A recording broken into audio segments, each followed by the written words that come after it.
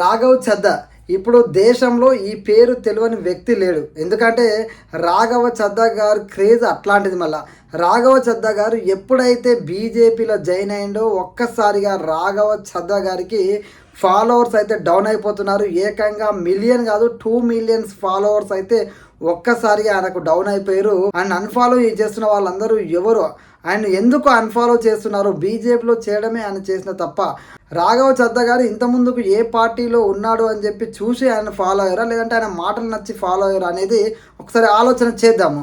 అదేవిధంగా రాఘవ చద్దా గారు ఎప్పుడైతే బీజేపీలో ఏరిండో అప్పటి నుంచి ఒక్కొక్కరుగా ఫాలోవర్స్ తగ్గుతూ దాదాపుగా 2 మిలియన్స్ వరకు ఫాలోవర్స్ అయితే తగ్గినట్టుగా మనకు అర్థమవుతుంది.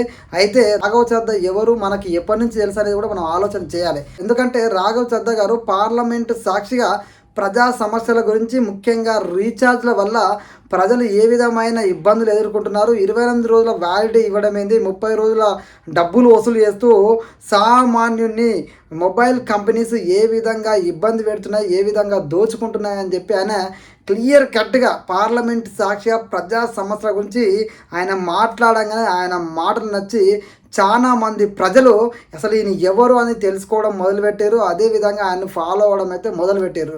అయితే రాఘవ చద్దా గారు పార్లమెంటు సాక్షిగా సామాన్ల గురించి గలమెత్తడము, మొబైల్ రీఛార్జ్ల గురించి, ట్యాక్స్ల గురించి, అనేక రకాల సామాన్యులపై భారం పడుతున్నటువంటి సమస్యల గురించి ఆయన ఎప్పుడైతే మాట్లాడడం మొదలెట్టిండో ప్రజల్లో ఒక గొప్ప నాయకుని మేము చూస్తున్నాం, మా సమస్యలు ఇప్పటిదాకా ఇలాంటి సమస్యలు ఏ రాజకీయ నాయకుడు పార్లమెంటు సాక్షిగా లేవనెత్తలేదు, కానీ ఈయనెవరో కానీ పార్లమెంటు సాక్షిగా మా సమస్యలు లేవనెత్తుండని ఆయన ఎవరు ఏంది అని తెలుసుకోవడం మొదలెట్టారు.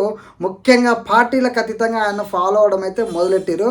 అలాంటి రాఘవ చద్దా గారు పార్లమెంటు సాక్షిగా తన గళాన్ని వినిపిస్తున్నందుకు ఆమ్ ఆద్మీ పార్టీకి సంబంధించిన ఎంపీ అయ్యిండి కూడా ప్రజా సమస్యల మీద విపరీతంగా ఆయన మాట్లాడడంతో ప్రజలకు నచ్చుతుండో ఇదంతా గమనించినటువంటి ఆమ్ ఆద్మీ పార్టీ కూడా ప్రజల్లో ఆయనకు ఆదరణ పెరుగుతుందనో, లేకపోతే ఈయన వాళ్ళ పార్టీ యొక్క రూల్స్ని అతిక్రమించి మాట్లాడుతుండనో తెలియదు, కానీ మొత్తానికి ఆమ్ ఆద్మీ పార్టీకి సంబంధించినటువంటి లీడర్గానైతే ఆయన తొలగించడం జరిగింది. ఆయన ప్లేస్లో వేరే వాళ్ళను ఆమ్ ఆద్మీ పార్టీ నియమించడం జరిగింది.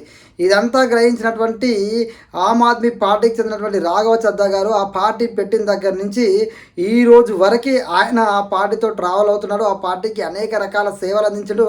ఆ పార్టీ ఈ స్థాయిలో ఉండడానికి కూడా తన కృషి ఉందని గ్రహించి ఇక్కడ నాకు సరైన నా వాయిస్ వినిపించడానికి ఇక్కడ వేదిక దొరకడం లేదు, నా పార్టీ అనుకున్న నా పార్టీలో నాకు వేదిక దొరకట్లేదు అని చెప్పేసి ఆయన పార్టీ మారడం జరిగింది.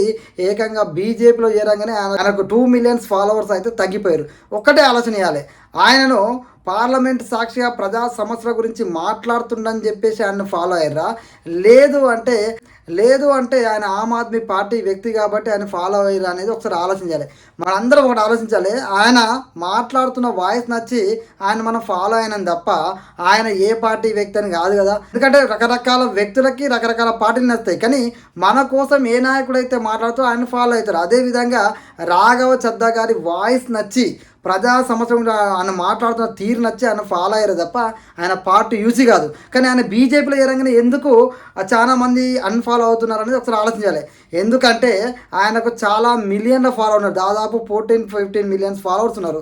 సో అందులో 2 మిలియన్స్ దగ్గర ఆ 2 మిలియన్స్ ఎవరని మనం ఆలోచన చేస్తే ఆయన గతంలో ఏ పార్టీలో ఉన్నాడో ఆ పార్టీని విడిచి బీజేపీలోకి పోయింది కాబట్టి ఆ పార్టీకి సంబంధించిన వాళ్ళు ఆయన అన్ఫాలో చేయొచ్చు కదా.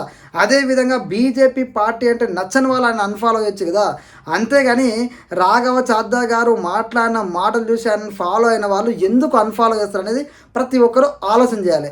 కాబట్టి రాఘవ చద్దా గారిని అన్ఫాలో చేస్తున్న వ్యక్తులు పక్కాగా బీజేపీ అంటే నచ్చని వాళ్ళు, అంతే తప్ప రాఘవ చద్దా అంటే నచ్చని వాళ్ళు అస్సలే కాదు అనేది మనం అందరం గుర్తుంచుకోవాలి.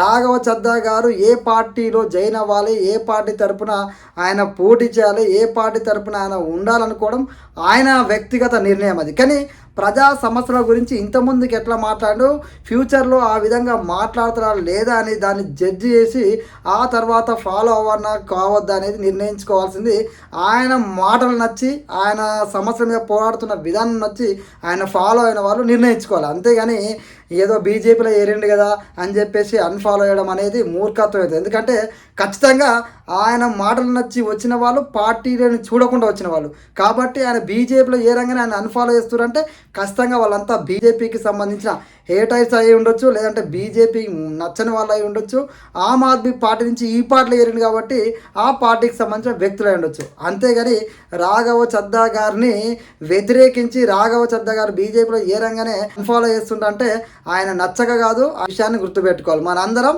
ఆయన మాట చూసి, ఆయన ప్రశ్నించే తత్వం చూసి, పోరాట గుణం చూసి ఫాలో అయిన వాళ్ళమే తప్ప ఆయన పార్టీ విషయం కాదు. ఇది నా అభిప్రాయం. మీ అభిప్రాయం కూడా కామెంట్లో తెలియజేయండి. జై హింద్.